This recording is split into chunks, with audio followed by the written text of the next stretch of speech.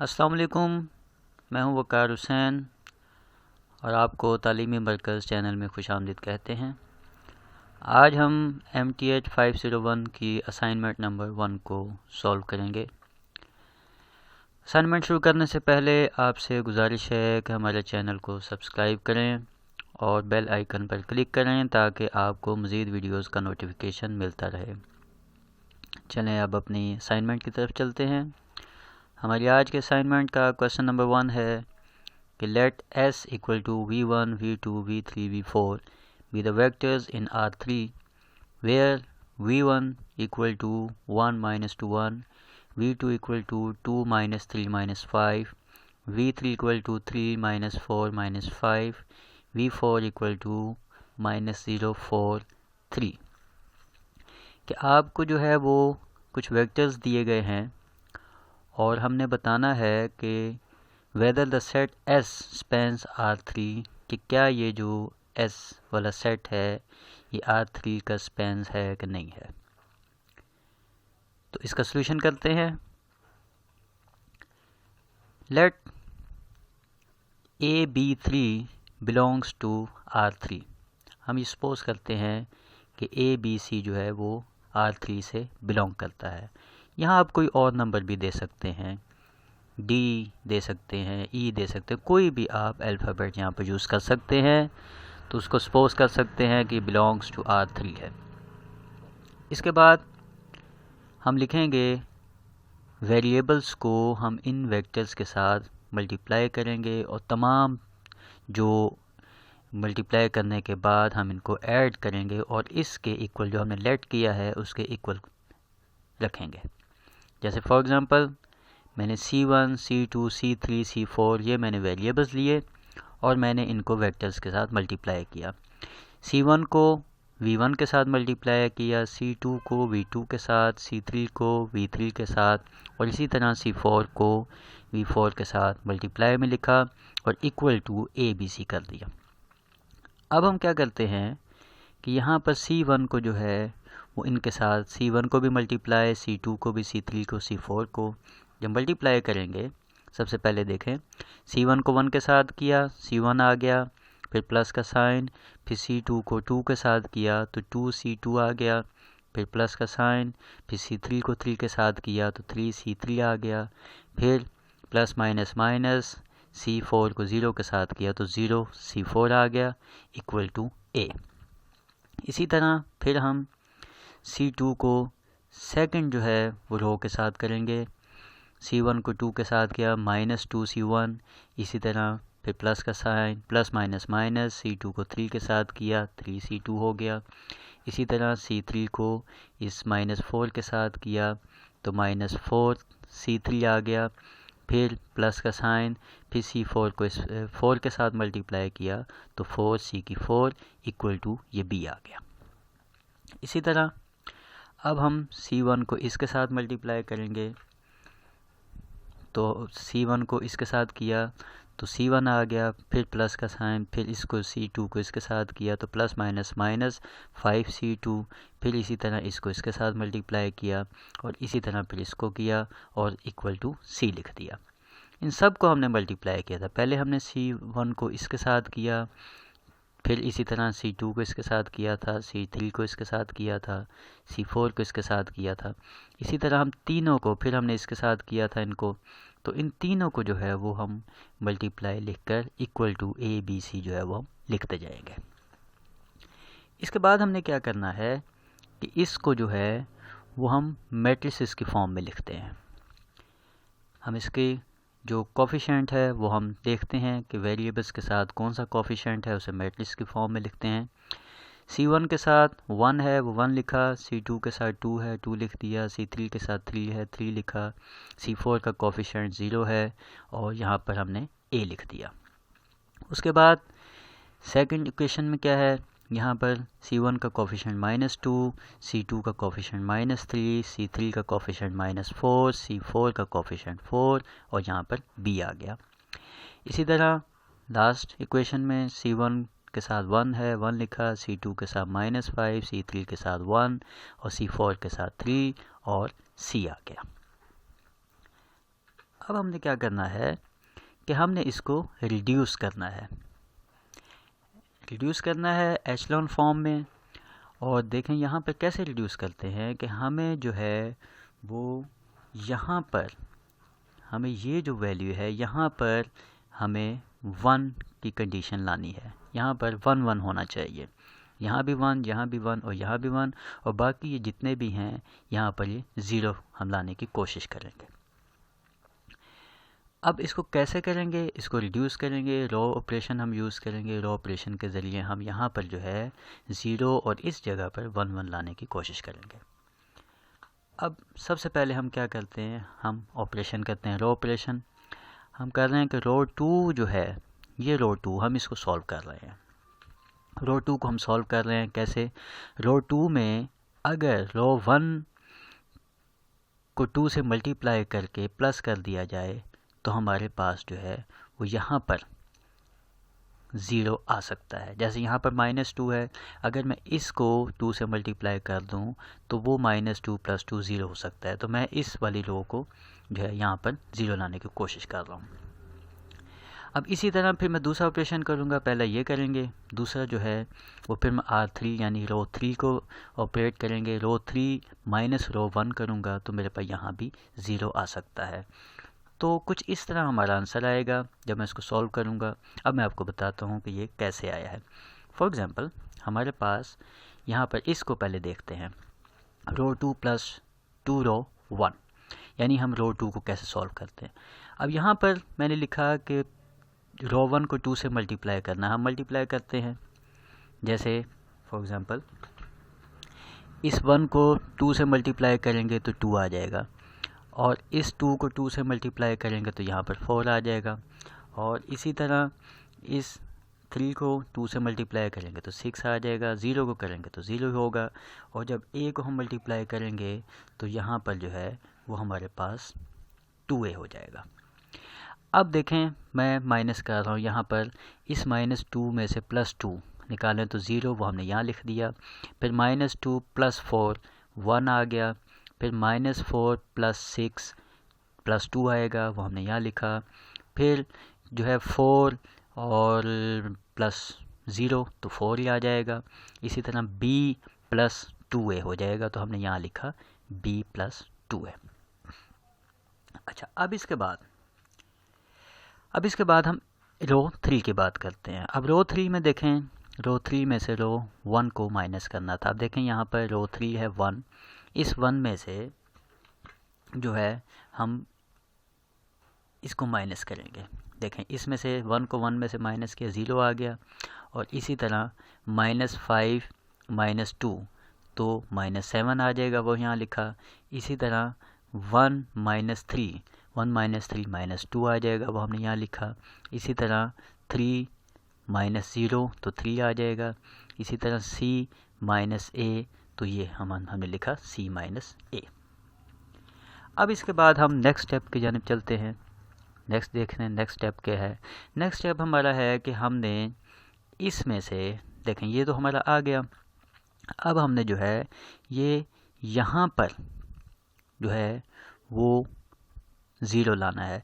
अब यहाँ पर 0 कैसे आ सकता है, अगर मैं इसको 2 से मल्टीप्लाई कर दूँ तो मेरे पास 2 में से 2 निकालें तो 0 आ सकता है। तो हमने एक रो ऑपरेशन किया कि रो 1 - 2 रो 2, यानी रो 2 को 2 से मल्टीप्लाई करेंगे और रो 1 को उसमें से माइनस करेंगे तो यहाँ पर मेरे पास जो है वो 0 आ सकता है। और इसी तरह एक और ऑपरेशन करेंगे हम जो है वो क्या करेंगे कि रो 3 प्लस 7 रो 2, यानी यहाँ पर भी मुझे जो है वो ज़ीरो चाहिए। तो यहाँ पर ज़ीरो कैसे आ सकता है कि अगर मैं इसी रो 2 को जो है वो 7 से मल्टीप्लाई करूँ और दोनों रो 3 और रो 2 को मैं प्लस करूँ तो यहाँ पर भी मेरे पास ज़ीरो आ सकता है। तो जब इसको सॉल्व करेंगे तो हमारे पास क्या आएगा, कुछ इस तरह की सिचुएशन बनेगी। अब ये देखो, उसको सॉल्व करने से, ये तो हमारी क्वेश्चन थी, तो वही चीज़ जो है मैं दोबारा लिख रहा हूँ जो मैंने पीछे लिखी थी, ये थी। तो ये ऑपरेशन अब हम कर रहे हैं। अब देखें ये कैसे आया, ये क्वेश्चन बन गई। अब ये कैसे आई, देखें सबसे पहले हम इस 2 की बात करते हैं कि रो 2 को 2 से मल्टीप्लाई करना था, तो मैं यहाँ पर 2 से मल्टीप्लाई करता हूँ। ये देखें यहाँ पर 1 को 2 से किया 2, और इसी तरह इस 2 को जो है वो 2 के साथ मल्टीप्लाई किया तो 4 हो गया। इसी तरह ये 4 को देखेंगे तो ये 8 हो गया, 4 को 2 से मल्टीप्लाई करें। इसी तरह इसको जब 2 से मल्टीप्लाई करेंगे तो 2 भी हो जाएगा, और 2 को 2 से करेंगे तो ये 4a हो जाएगा। अब ये रो 2 आ गई जिसको 2 से मल्टीप्लाई किया। अब रो 1 में से हम इसको माइनस करते रहेंगे। 1 में से 0 माइनस करें तो 1 ही आता है, तो वो हमने यहाँ लिख दिया 1। 2 में से 2 को माइनस करें तो हमारे पास 0 आ जाएगा। 3 में से 4 को माइनस करें तो -1 आएगा, वो यहाँ लिख दिया। इसी तरह 0 माइनस 8 तो हमारे पास -8 आ जाएगा। और इसी तरह यहाँ पर जब a minus 2b plus 2a लिखेंगे, प्लस 4a लिखेंगे तो हमारे पास क्या आएगा। देखें जब मैं यहाँ पर माइनस यूज़ करता हूँ, a माइनस, तो जब माइनस यूज़ करूँगा तो डेफिनेटली ये साइन जो है ये माइनस हो जाएगा। तो हमारे पास बनेगा a plus a minus 2b minus 4a। अब ये a और ये -4a ये हो जाएगा -3a, और ये -2b एज इट इज़ आ जाएगा। ये हमने यहाँ पर लिख दिया जब हम इसको सॉल्व करेंगे। अब इसके बाद अब हम इस ऑपरेशन को देखते हैं, रो 3 प्लस 7 रो 2। अब देखें रो 2 को अब मैंने 7 से मल्टीप्लाई करना है और फिर रो 3 को उसके रो 3 में ऐड करूँगा। अब मैं देखो यहाँ पर इनको 7 से मल्टीप्लाई करूँगा, ये सब को मैंने 7 से मल्टीप्लाई करना है। तो देखें सबसे पहले 1 के साथ मल्टीप्लाई किया, 7 को 7 आ गया, फिर 7 को 2 से किया तो 14 आ गया। इसी तरह 7 को 4 के साथ किया तो 28 आ गया। फिर 7 को b के साथ किया 7b, और 7 को 2a के साथ मल्टीप्लाई करूँगा तो 14a हो जाएगा। अब मैं रो 3 में से इस रो 2 को प्लस करूँगा, क्योंकि यहाँ मैं लिखा है रो 3 प्लस 7 रो 2। अब देखें क्या आएगा, इस 0 में से 0 प्लस करें तो 0 आता है, वो यहाँ पर लिख दिया। इसी तरह -7 प्लस 7 ये 0 हो जाएगा, हमने 0 लिख दिया। इसी तरह -2 प्लस 14, -2 प्लस 14 प्लस 12 होता है, वो हमने यहाँ लिखा। इसी तरह 3 माइनस 28, तो 3 में से जो है वो 3 प्लस 28, तो दोनों को प्लस करेंगे तो 31 आ जाएगा। इसी तरह c minus a plus 7b plus 14a। तो देखें यहाँ पर अगर हम लिखते हैं कि c माइनस a, इसको सॉल्व करते हैं तो c minus a plus 7b और इसी तरह प्लस 14a, तो ये हमारे पास आ गया। अब देखें ये 14 माइनस a तो 13 हो जाएगा, और इसी तरह ये हो जाएगा 13a, हमने लिखा 13a। इसी तरह plus 7b as it is, हमने एज इट इज़ लिख दिया, और इसी तरह ये प्लस c, हमने प्लस c जो है एज इट इज़ लिख दिया।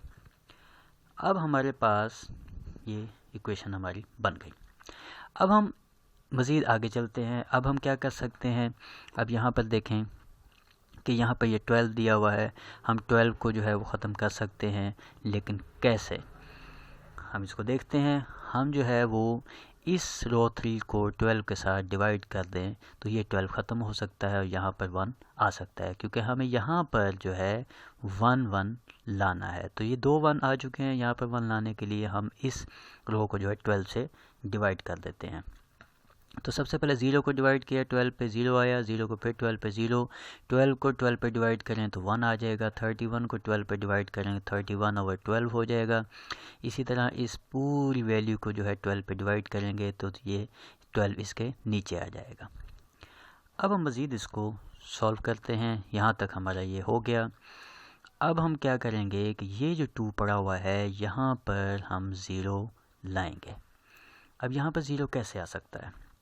हम ऑपरेट यहाँ करते हैं कि रो 1 प्लस रो 3। तो यहाँ पर पहले हम यहाँ 0 ले आते हैं, ठीक है, उसके बाद हम यहाँ भी 0 लाएंगे। तो देखें सबसे पहले एक ऑपरेशन हमने लिखा कि रो 1 प्लस रो 3, और दूसरा हम ऑपरेट कर रहे हैं कि रो 2 माइनस 2 रो 3, यानी हम अगर रो 3 को 2 से मल्टीप्लाई करें तो हम यहाँ पर भी 0 ला सकते हैं। सबसे पहले हम इसको देखेंगे, उसके बाद हम इसको देखेंगे। तो हम इसके लिए थोड़ा सा एक्स्ट्रा वर्क करते हैं। यहाँ मैं आपको एक्स्ट्रा वर्क करके बताता हूँ। तो यहाँ पर आप देखें कि यहाँ तो ये रो 1 प्लस रो 3, यानी 1 में 0 किया तो डेफिनेटली यहाँ पर जो है वो 1 ही होगा। 0 में जो है प्लस रो 3 किया, यानी 0 में 0 किया तो यहाँ 0 ही होगा।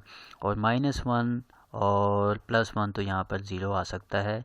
और इसी तरह इसको हम लिखेंगे -8 और +31/12। अब देखें, पहले इसको देख रहे हैं यहाँ पर क्या आएगा। -8 + 31/12, जब इसको सॉल्व करेंगे तो यहाँ पर इसका एलसीएम जो है 12 आ जाएगा, दोनों का एलसीएम। तो 12 को 8 के साथ मल्टीप्लाई करें तो 96, और माइनस का साइन साथ आ गया, फिर प्लस का साइन, फिर यहाँ 12 से ख़त्म हो गया, 31 आ गया। -96 + 31 = -65/12। तो हमारे पास यहाँ पर जो है -65/12 होगा, जो कि अभी नेक्स्ट हम स्टेप में करेंगे। और अगर हम इसको देखें तो इसको प्लस यहाँ पर करें तो क्या आता है वो भी हम देख लेते हैं। तो यहाँ देखें कि इसको लिखा, फिर प्लस का साइन, और फिर मैंने इसको लिखा, ये देखें ये वैल्यू। अब इन दोनों का एलसीएम लिया तो मेरे पास एलसीएम 12 आया। 12 को -3 के साथ मल्टीप्लाई किया, -36a हो गया। फिर 12 को -2 के साथ मल्टीप्लाई किया, -24b हो गया। फिर प्लस का साइन, 12 से कैंसिल हो गया, ये वैल्यू एज इट इज़ यहाँ पर आ गई। उसके बाद -36a + 13a, तो ये मेरे पास आएगा -23a। और इसी तरह -24b + 7b, तो माइनस प्लस माइनस, 24 में से 7 को माइनस किया तो -17b आ जाएगा। इसी तरह ये c जो है ये बच गया, ये एज इट इज़ आ जाएगा ओवर 12। आई होप कि इसकी आपको स्टेप की समझ आ गई होगी। इसी तरह मैं इसको भी बता देता हूँ कि यहाँ क्या है, रो 2 माइनस 2 रो 3।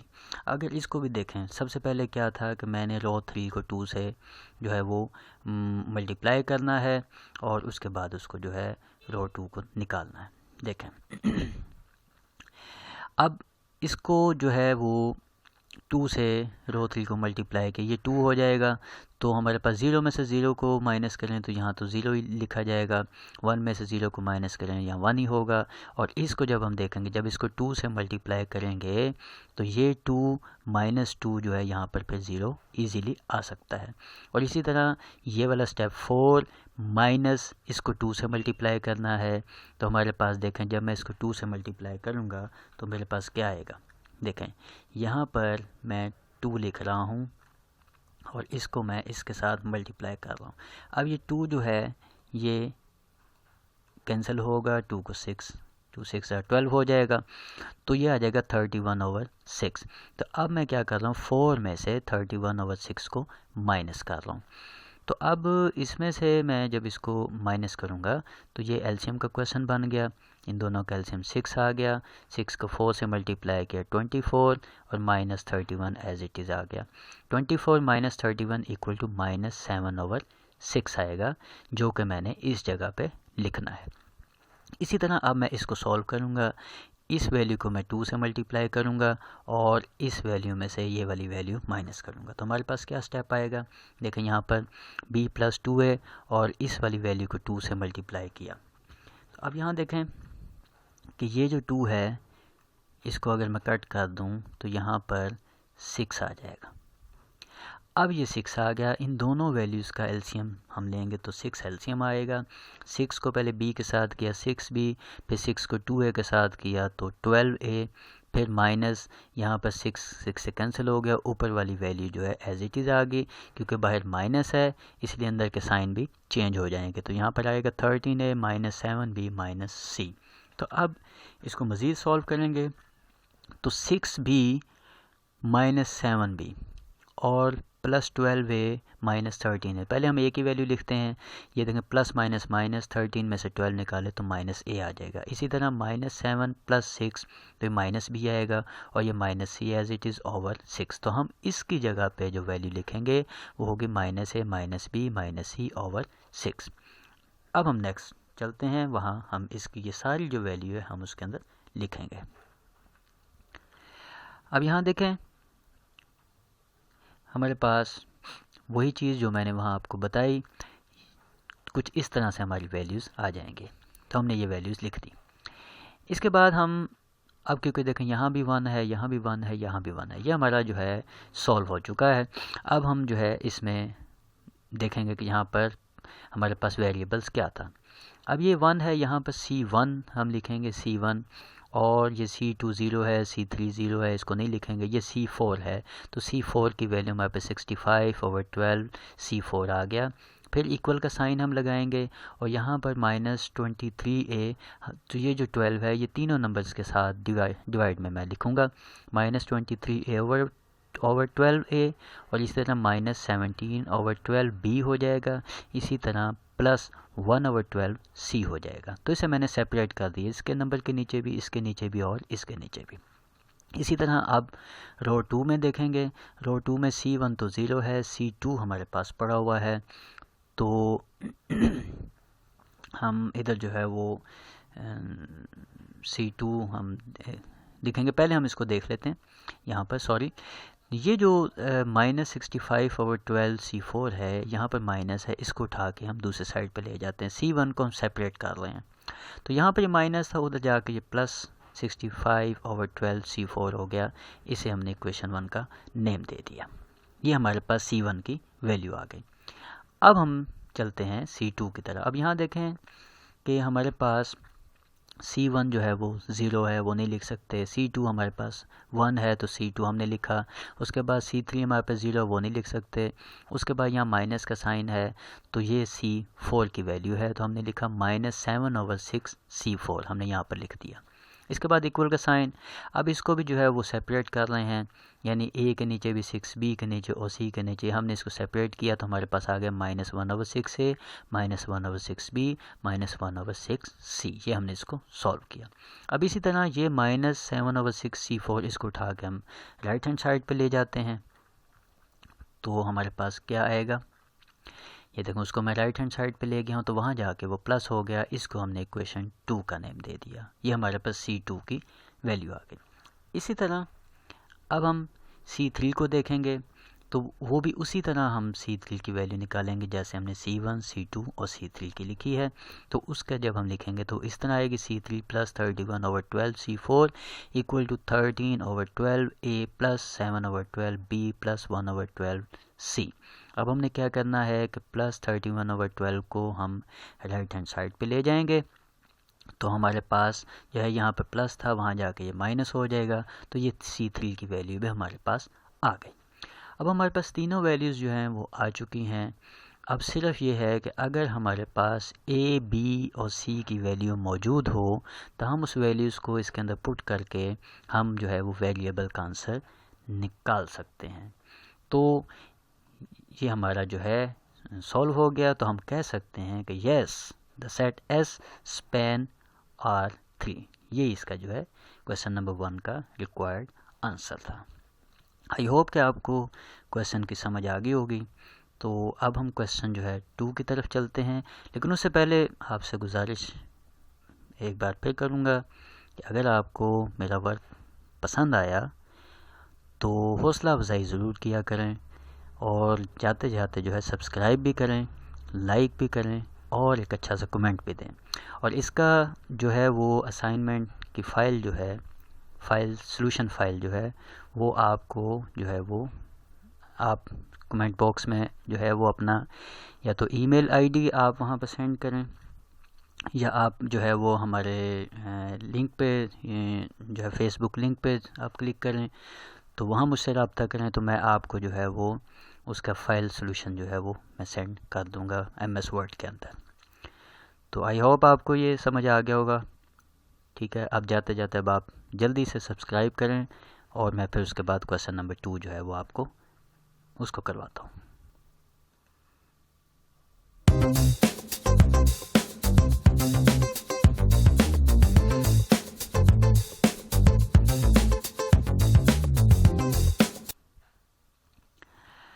जी, तो MTH 501 का क्वेश्चन नंबर 2 अब सॉल्व करते हैं। असाइनमेंट नंबर 1 का क्वेश्चन नंबर 2 क्या है कि given the system of linear equation, यहाँ पर आपको एक लीनियर इक्वेशन दी है x1 + 2x2 - 3x3 = 4, 3x1 - x2 + 5x3 = 2 and 4x1 + x2 + a square - 14x3 = a + 2।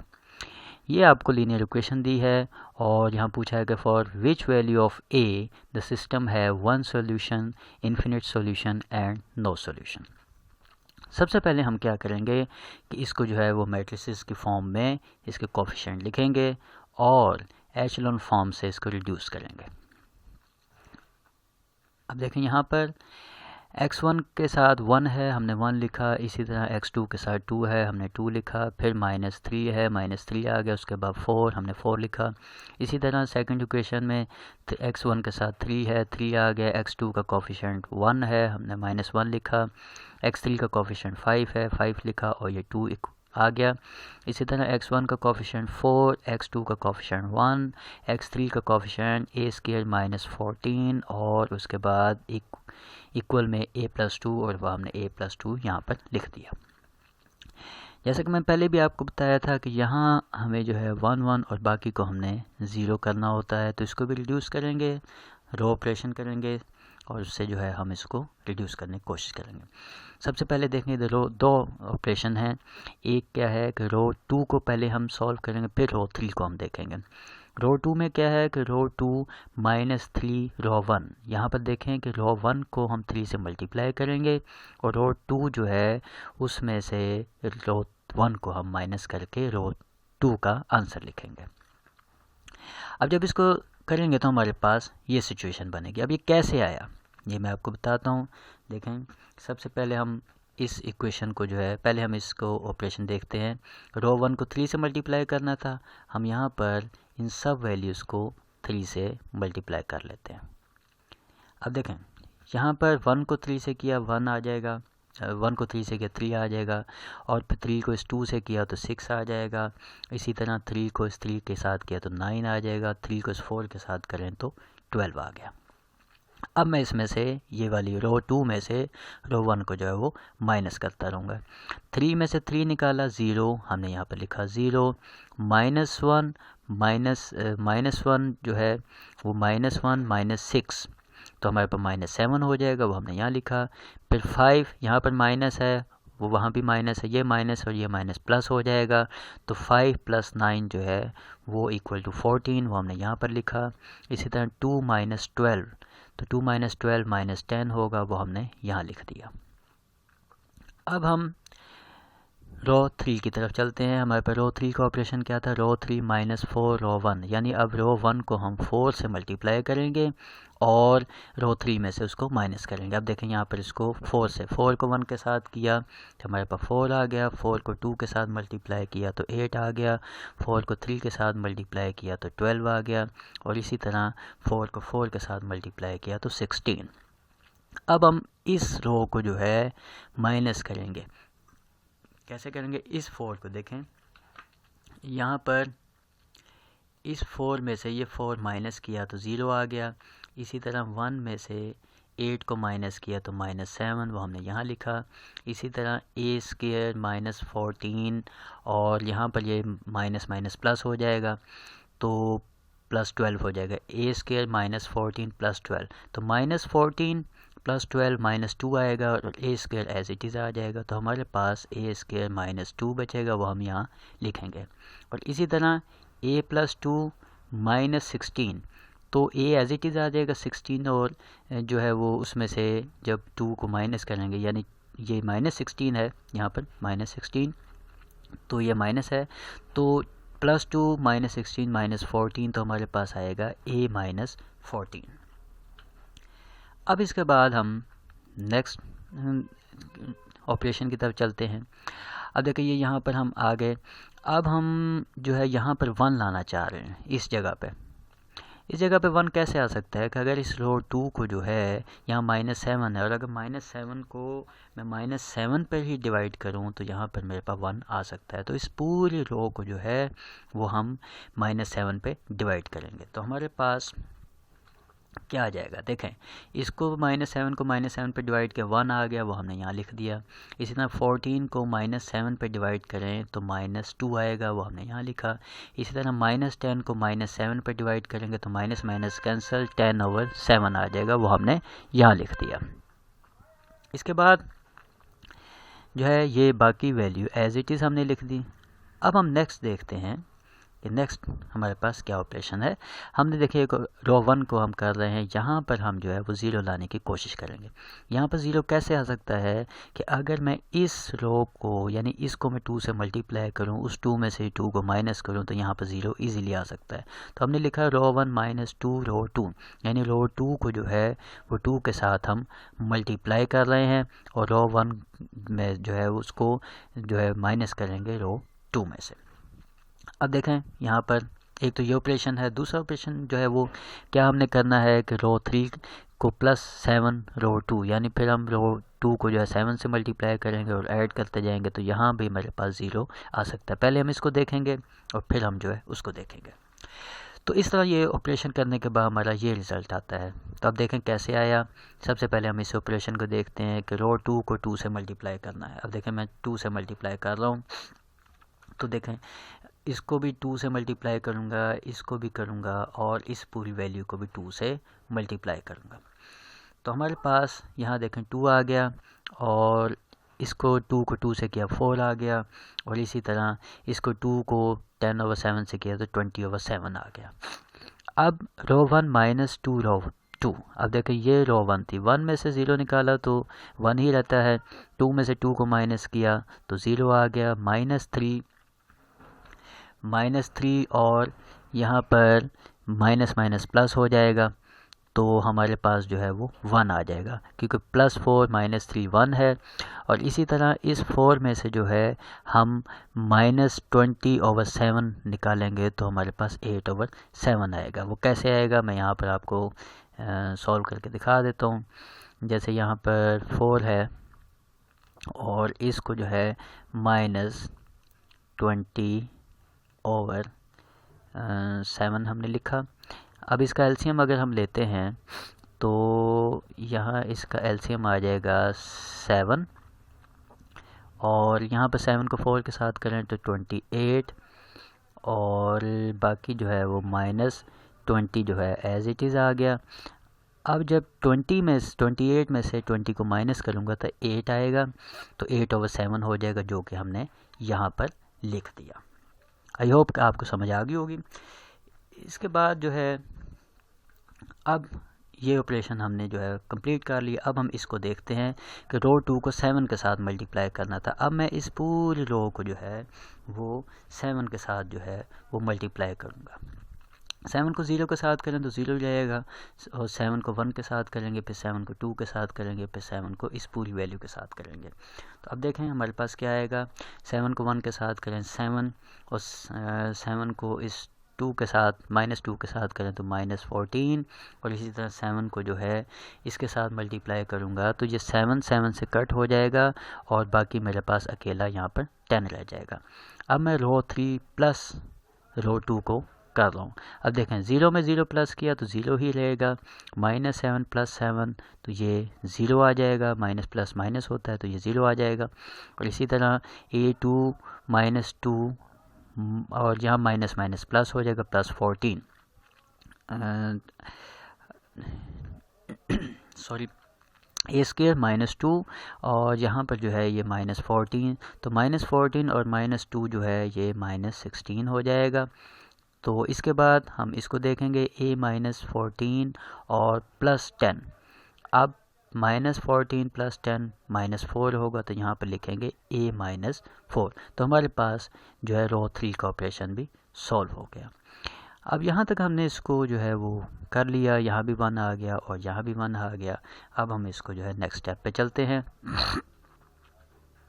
अब देखें यहाँ पर हमारे पास ये वही पहले वाली वैल्यू मैंने अगेन यहाँ पर लिखी। अब देखें अब हम क्या करेंगे कि अब हम इसको देखते हैं। यहाँ पर क्या था, हमारे पास x1 था और x2 0 है और x3 हमारे पास 1 है। तो हम यहाँ पर लिख सकते हैं कि x1 + x3 = 8/7।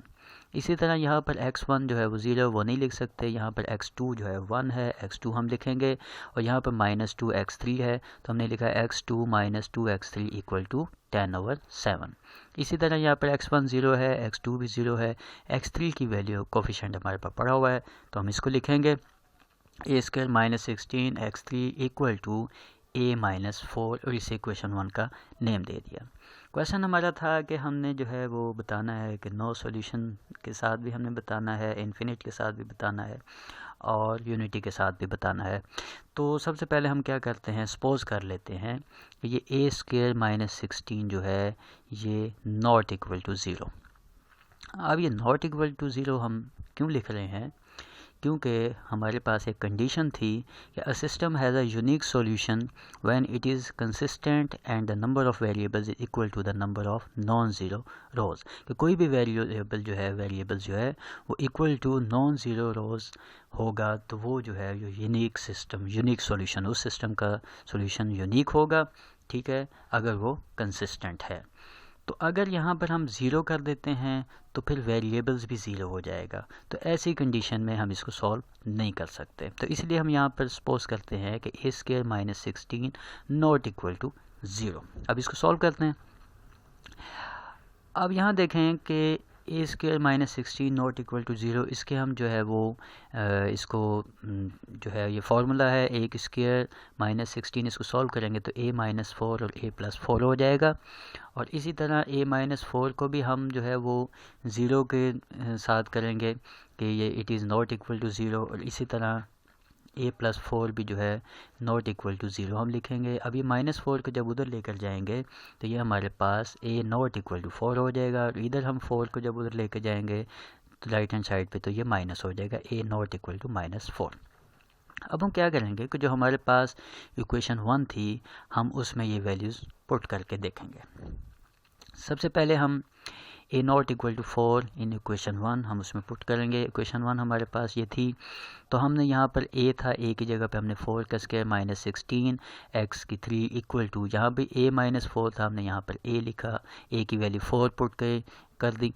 तो हमारे पास ये 4 का जो स्क्वायर होता है वो 16 में से 16 निकालें तो 0 आ जाएगा, और इसी तरह इसका 4 में से 4 माइनस करें तो ये भी 0 आ जाएगा। तो यहाँ भी 0 है लेफ़्ट हैंड साइड पे भी और राइट हैंड साइड पे भी 0 है। तो इसका मतलब है कि it means a system has infinitely many solution when it is consistent. इसका मतलब है कि यहाँ पर इसके बहुत सारे सॉल्यूशन है, ठीक है, ये इन्फिनिट है। अब इसी तरह हम -4 को पुट करके देखते हैं। Now by putting values of a not equal to -4 in equation 1। अब इक्वेशन 1 में हम -4 रखेंगे, यहाँ -4 रखा और यहाँ भी -4 रखा। यहाँ पे -4 का स्केल जो होता है वो 16 होगा, 16 - 16 ये 0 हो जाएगा, और यहाँ पर -4 जो है ये 8 हो जाएगा। अब यहाँ पर 0 आ रहा है और यहाँ पर इक्वल टू -8 है, तो अब 0 -8 के इक्वल नहीं हो सकता, तो मैंने लिखा कि 0 नॉट इक्वल टू -8। अगर ऐसी सिचुएशन हो तो a system has no solution, इसका जो है सो कोई सॉल्यूशन नहीं है, ठीक है। और कब सॉल्यूशन नहीं होता, if the equation are inconsistent, कि अगर इक्वेशन जो है इनकंसिस्टेंट हो तो उसका सॉल्यूशन जो है वो होता ही नहीं है, इट हैज़ नो सॉल्यूशन। तो ये हमारा जो है ये आज का हमारा इस असाइनमेंट का क्वेश्चन नंबर 2 था, जो कि मैंने आपको बता दिया। आई होप कि आपको समझ आ गई होगी। एक बार फिर आपसे गुजारिश करता हूँ कि अगर आपको जो है वो मेरा वर्क पसंद आता है तो सब्सक्राइब ज़रूर करें और लाइक भी करें और कोई अच्छा कमेंट भी दे दिया करें ताकि मेरी हौसला अफजाई हो सके। Thank you. दुआ में याद रखें। अल्लाह हाफिज़।